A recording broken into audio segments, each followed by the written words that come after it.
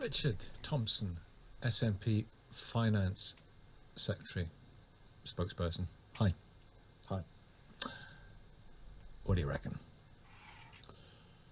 Well, I've been listening to calls across Radio 5 and Radio Scotland this morning, and the phone-ins have been remarkably similar. People are outraged. There's just a cold fury still that is there about the way that the Prime Minister and those in Downing Street have behaved throughout this, especially given the sacrifices, the very personal, intimate sacrifices that so many people had to make.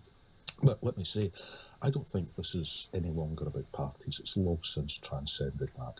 It's about the lies, the evasions and the lack of trust, authority and integrity at the heart of the UK government. And that's something that is now increasingly tainting everyone, not just the Prime Minister, but anyone who comes on to defend them. And, you know, I take my hat off to Ed Vaizey being brave enough to step into the breach this morning when no Conservative MP could apparently be found. But it comes back to this. Boris Johnson was unfit for office before he assumed the office of the Prime Ministership. The Conservatives knew that before they elevated him to that position. He won an election with an 80-seat majority. The electorate gave him, UK-wide, looking at it in the Four Nations context, collectively, they gave him a massive mandate.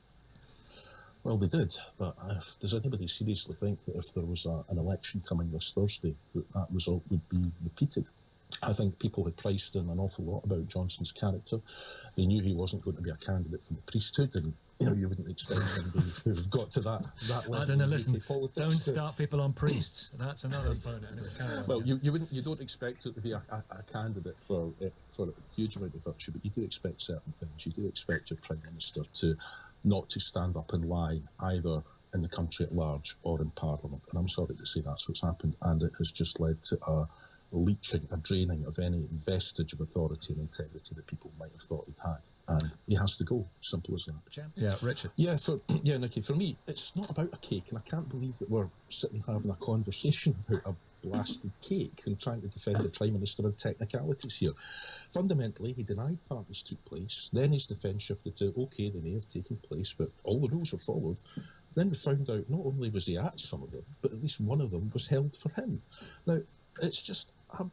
what we're finding, it sticks when people say there's one rule for them and another rule for the rest of us. And I think that some of the Conservatives are kind of baffled to find out that actually that's not the case. That there is a rule that should apply to everybody, that people get ever so slightly miffed when they find out that those in power haven't been following those rules themselves. And that goes back to the point I made. First of all, it's about the lies, evasion, the lack of trust, which is completely undermined the Prime Minister's authority.